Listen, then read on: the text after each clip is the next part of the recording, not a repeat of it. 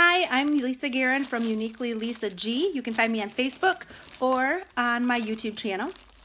I'm doing a video today about natural deodorant, and I'll give you a little background if you're not in my page, in my Facebook group.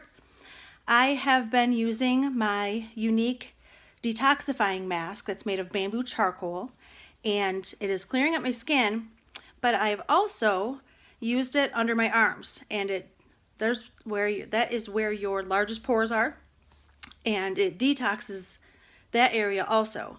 After doing that, I was able to wear just my natural deodorant without any problem. In fact, the first time I did it, I was able to go 48 hours with no deodorant or antiperspirant of any kind and did not have any body odor. So it works. But after that, I don't want to go back to putting regular deodorant on. I started thinking about it because my daughter is 11, so she's been using deodorant already for a few years. She didn't need it all the time, but anytime she had her cheer, she's a competitive cheerleader, she's a basketball player, she's a volleyball player, so she needs it fairly frequently, and now she needs it all the time. And I started thinking about what a doctor friend of mine told me decades ago about the links between antiperspirant and breast cancer. And I had not given that a lot of thought in a long time, but then I worked with somebody who was a breast cancer survivor, and I knew that she was only allowed to use cornstarch. She could not use commercial products. And then I heard someone else recently who has a higher than normal breast cancer risk because I think it was her mom and her aunt had both had it. I believe at least one of them had passed away. So because she's a higher risk, she is not able to use it. Her doctors will not let her use that.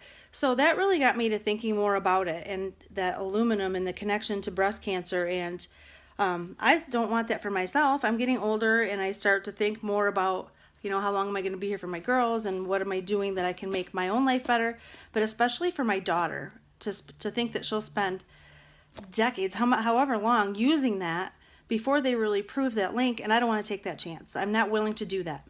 So I started making a deodorant that works great for her, and now I've been using it and I like it. It works great for me. It also has coconut oil, so it conditions the skin under my arms so I don't have all the irritation. So all it is coconut oil, cornstarch, baking soda, and your mixer. You want to use, I just have little like jelly jars, canning jars that I use. Just screw the lid on there. You use a 1/4 cup of the soda, a 1/4 cup of the cornstarch. And my recipe calls for 5 tablespoons of the coconut oil.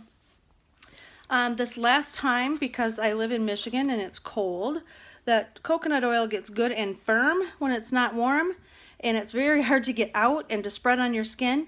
So this time I used an even 1/4 cup of that also. So a 1/4 cup of each of the 3 products. I mash it together with a spoon so that the powder doesn't fly everywhere, and then I use my hand mixer and I whip it for a couple of minutes. That makes a big difference in adding all the air to it. It increases the volume and it makes it smoother and easier to get out and easier to apply.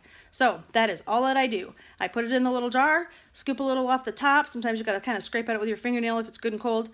And then I just hold it on the skin under my arm for a second, which melts the coconut oil right down right away, so you can spread it around, and it works fantastic. It's totally natural and it's great for your skin. Any questions? Hit me up, I'll answer them. Thanks.